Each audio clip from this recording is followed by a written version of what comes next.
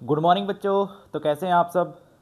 आज मैं लेके आया हूँ last 7 days plan for NEET 2026 कि कैसे हम 7 दिन में कवर कर सकते हैं जो लास्ट के 7 डेज़ हैं उसमें नीट के लिए बायोलॉजी को, उसमें जियोलॉजी और बॉटनी का हम टोटली डिस्कस करने वाले हैं। ठीक है, और बेसिकली उन बच्चों के लिए है जिन बच्चों ने पहले बायोलॉजी को अच्छे से पढ़ रखा है, यानी कि एक्टिव रिवीजन हमें कैसे करनी है, मेन फोकस ये है वीडियो का। मैं ये नहीं बोल रहा कि जिस बच्चे ने पहले पढ़ना स्टार्ट नहीं किया लास्ट 7 डेज़ में वो जो बायोलॉजी को पढ़ के और नीट में 350 प्लस का स्कोर कर दें, ऐसा बिल्कुल नहीं है, मैं पहले बता देता हूँ। तो स्टार्ट करते हैं वीडियो को। लास्ट 7 डेज़ में जो एक्टिव रिवीजन है हमारी, अब जो एक्टिव रिवीजन है उसमें हमें क्या करना है, हर एक बच्चे की अपनी एक अलग स्ट्रेटेजी होती है। तो उन्होंने एक लिस्ट बनानी है। मैक्सिमम देखो हमारे बायोलॉजी के अंदर टोटल मैं बताऊं तो 32 चैप्टर्स हैं। अब 32 चैप्टर्स में ऑन एन एवरेज मैंने 7 to 8 डेज़ का एक प्लान बनाया है। उसमें हमने क्या किया है, एवरेजली 4 चैप्टर्स एक दिन में आएंगे। अब वो 4 चैप्टर अलग अलग, जैसे फॉर एग्जांपल एक बच्चा कोई 4 चैप्टर डिज़ाइन कर रहा है, दूसरा बच्चा कोई 4 चैप्टर डिज़ाइन कर रहा है, ऐसे ही थर्ड वन। तो इसलिए मैंने उन चैप्टर की लिस्ट नहीं बनाई, जस्ट ये बताया कि एक दिन में अगर हम 4 चैप्टर्स को कवर कर रहे हैं तो हम ईजिली 350 प्लस स्कोर कर सकते हैं अगर हमारा ये प्लान है और हमें पहले अच्छे से पढ़ा हुआ है। एनसीईआरटी बायोलॉजी या फिर बायोलॉजी के हमारे जो कॉन्सेप्ट हैं वो अच्छे हैं। उसके बाद सेकेंड वन, जो हमारे बायोलॉजी के डायग्राम हैं, आप देखो एनसीईआरटी में कुछ मोस्ट इंपॉर्टेंट डायग्राम हैं जो हर बार रिपीट होते हैं। अब जो हर बार रिपीट हो रहे हैं उन डायग्राम्स को हमें, उन डायग्राम की लेबलिंग को हमें अच्छे से कवर करना है। और डायग्राम से 100% क्वेश्चन आता ही आता है नीट के अंदर। जितना पहले भी PYQs उठा के देख लेना, क्वेश्चन आया ही आया है डायग्राम बेस्ड। तो डायग्राम को बिल्कुल हमें करना है, हर एक डायग्राम को देखना पड़ेगा। कुछ मोस्ट इंपॉर्टेंट डायग्राम है, लेकिन हम आइडिया नहीं लगा सकते ये वाला इंपॉर्टेंट है ये नहीं है, जस्ट अज्यूम कर सकते हैं। तो अजम्पशन पे मत जाना, डायग्राम्स को कवर कर देना। ठीक है, उसके बाद ऑल एग्जाम्पल्स। अब कुछ एग्जाम्पल्स हैं, फॉर एग्जाम्पल मॉर्फोलॉजी की बात करूँ मैं, पेरिगाइनस एपिगाइनस, ठीक है, वहाँ तक भी हम नहीं जाना। जो रिप्रोडक्शन यूनिट है उसके अंदर ही मोनोसिस डायोसिस के कुछ एग्जाम्पल्स दे रखे हैं। कहने का मतलब जो बायोलॉजी के अंदर एग्जाम्पल्स गिवन हैं उन एग्जाम्पल्स को भी हमें क्या करना है, अलग से रिवाइज करना है।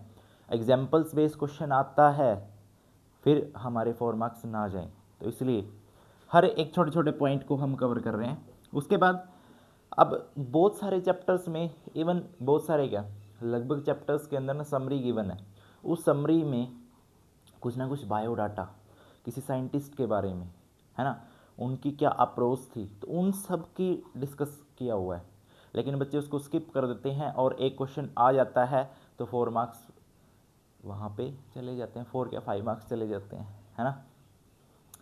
उसके बाद क्या है, उसके बाद एनसीईआरटी फोकस्ड। अब एनसीईआरटी को फोकस करना ज़रूरी है, ये तो स्टार्टिंग से ही बोलते हैं।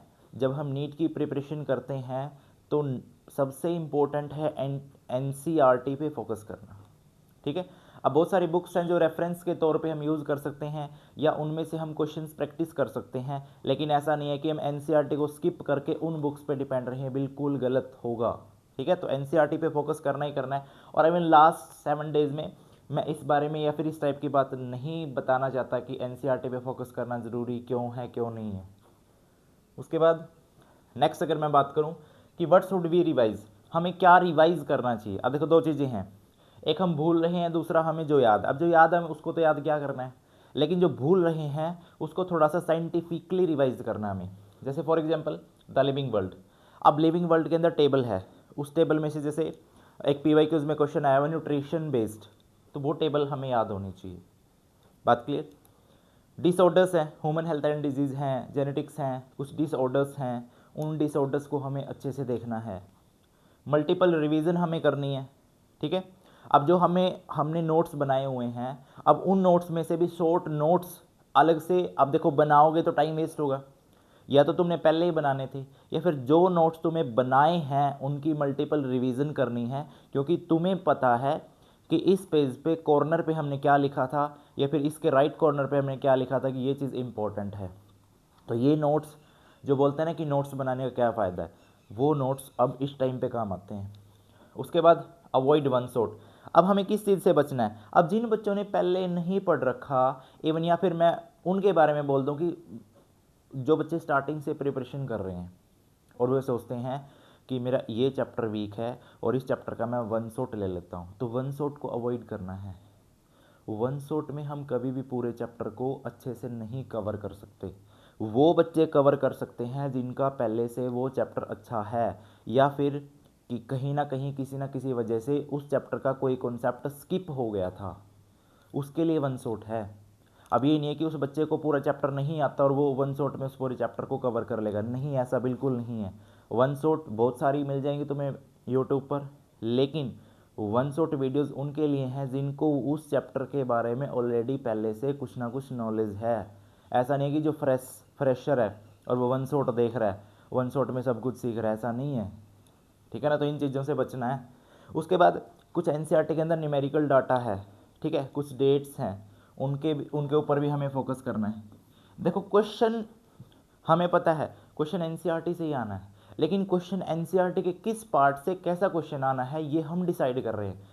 डिसाइड, और फिर अगर मैं बात करूं कि हम डिसाइड कैसे कर रहे हैं, हम डिसाइड इस वे पे कर सकते हैं कि हमने पूरे साल क्या पढ़ा है। ठीक है, मैं ये नहीं बोल सकता कि जो नीट का लेवल है या नीट 2026 का जो पेपर है वो कैसे आने वाला है, ये सब झूठ है। कोई डिसाइड नहीं कर सकता। हमने जितना लास्ट ईयर पढ़ा है उसको, उस पर हम कॉन्फिडेंट होके नीट का एग्ज़ाम देंगे। अब वो मुश्किल होगा इजी होगा हम नहीं डिसाइड कर सकते, क्यों हम अपना माइंडसेट बना रहे हैं कि वो मुश्किल होगा इजी होगा। उसके बाद कंडीशनल कॉन्सेप्ट हैं, कुछ कंडीशनल कॉन्सेप्ट्स हैं हमें पढ़ने, जैसे फॉर एग्जांपल मियोसिस है, मियोसिस में स्टेजेस दी हुई हैं, पैकेटीन के अंदर क्या हो रहा है, डिप्लोटीन के अंदर क्या हो रहा है। ठीक है, कुछ कंडीशनल कॉन्सेप्ट्स हैं जहाँ से क्वेश्चन कॉन्सेप्चुअल पूछे जाते हैं, तो वो भी हमें क्या है रिवाइज करने हैं। उसके बाद अब जूलॉजी और बॉटनी मैंने लिखा हुआ है, इसमें से तुम्हें आइडेंटिफाई करना है कि कौन सा चैप्टर मेरा वीक है, आइदर जूलॉजी आइदर बॉटनी। तो जो चैप्टर्स तुम्हें वीक लग रहा है उस चैप्टर को दोबारा से क्या करना है, रिवाइज करना है। देखो इस टाइम पे रिवीजन काम आएगी, इस टाइम पे वो नोट्स काम आएंगे जो हमें पूरी साल बनाए हैं। ठीक है, उसके बाद अगर मैं बात करूं, अब अगर मैं बात करूं हमारी एनसीईआरटी के अंदर या फिर बायोलॉजी के अंदर नीट 2026 लगा लो, इवन नीट के सिलेबस में टोटल 32 चैप्टर्स हैं। एवरेजली मैंने बोला है अगर हम 7 to 8 डेज का प्लान अगर ले रहे हैं तो 4 चैप्टर्स पर डे बन रहा है, एवरेज बोला है मैंने। टाइमिंग क्या है, 4 चैप्टर्स को हमें एक दिन में कवर करना है। अब मैंने 4 चैप्टर्स का नाम इसलिए यहाँ पे नहीं लिखा क्योंकि हर एक बच्चे की अलग अलग स्ट्रेटेजी है और उस स्ट्रेटेजी के हिसाब से ही चैप्टर को डिवाइड करना है। अब मैं बोल दूँ ये चैप्टर इजी है, ये चैप्टर मुश्किल है, कोई इजी मुश्किल नहीं है, अरे पढ़ा तो पूरी साल ही है। ठीक है, तो एक ये माइंडसेट नहीं बनाना ये वाला चैप्टर इजी है, ये वाला चैप्टर मुश्किल है, ये वाला चैप्टर मॉडरेट है, ऐसा नहीं बनाना, क्योंकि पढ़ाई पूरी साल है। तो पूरी साल जब पढ़ा, जब नहीं दिखा तुम्हें मॉडरेट मुश्किल कौन सा है, कुछ भी नहीं है, सारे चैप्टर इक्वली हैं, बस थोड़ा सा रिवाइज करने का पढ़ने का तरीका थोड़ा सा हमें क्या करना है, अलग करना है। उसके बाद 4 चैप्टर्स को एक दिन में कवर करना है और मेजर टेस्ट हमें 7 to 8 डेज में अप्रोक्सीमेट 5 to 6 कंडक्ट करने। मेजर टेस्ट बताएंगे, इवन कोई भी टेस्ट हमें बताता है कि हम किस लेवल पे हैं। अगर हमने कोई भी चैप्टर रिवाइज कर लिया, मान लिया एक दिन में 4 चैप्टर्स हमने रिवाइज कर लिए, लेकिन जब तक हम उनका टेस्ट नहीं देंगे हम खुद को एनालाइज नहीं कर पाएंगे कि हमने वो चैप्टर आते हैं या फिर नहीं आते हैं। ठीक है, उसके बाद देखो मैंने बोला है अगर मेजर टेस्ट की बात की जाए तो 5 to 6 in 8 days, 7 to 8 days 5 to 6 हमें मेजर टेस्ट देने हैं।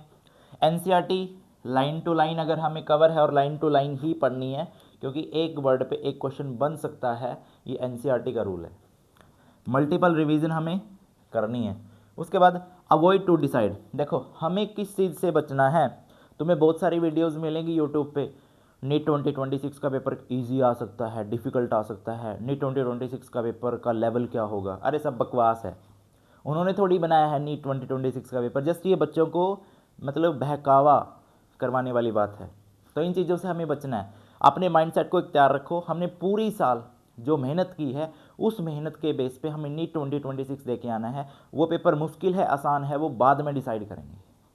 ठीक है, उसके बाद अब जो पेपर की बात है, मैं पेपर का बता रहा हूँ, या फिर जो लेवल है उसको बिल्कुल छोड़ दो, ठीक है। इस चैप्टर का क्या लेवल आने वाला है, इस चैप्टर से कैसे क्वेश्चन आने वाले हैं, अज्यूम कर सकते हैं। चैप्टर तो पूरा ही पढ़ा है। जब चैप्टर क्लास में करवा रहे थे सर, या फिर जब तुम ऑनलाइन पढ़ रहे थे, ऑफलाइन पढ़ रहे थे, तब उस टाइम पे नहीं देखा हाँ इस चैप्टर में से ये वाला कॉन्सेप्ट है, ये तो बड़ा मुश्किल है, ये आसान है, ये कर लेते हैं, ये नहीं कर, नहीं। पूरे चैप्टर को जब सर ने पढ़ाया है तो अब हम क्यों डिसाइड कर रहे हैं कि नीट में ना ये चैप्टर बड़ा मुश्किल है, ये चैप्टर बड़ा आसान है? नहीं, ऐसा कुछ भी नहीं है। ऐसा माइंडसेट बिल्कुल भी मत करना, ठीक है।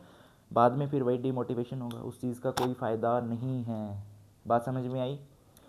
तो अगर इससे रिलेटेड आपको कोई भी जानकारी चाहिए, आपको पीडीएफ चाहिए कि कौन से चैप्टर्स 4 डेज़ के अकॉर्डिंग मैं डिवाइड कर रहा हूँ, डिसाइड कर रहा हूँ, तो आप कमेंट कीजिए, मैं तुरंत वो पीडीएफ आपके पास डाल दूंगा, ठीक है। तो आज की वीडियो में इतना ही। बाकी हम रैंडमली सिलेबस को कवर कर रहे हैं और ऐसे ही सिलेबस को कवर करते रहेंगे। ऑल द बेस्ट बच्चों फॉर 2026 नीट 2026।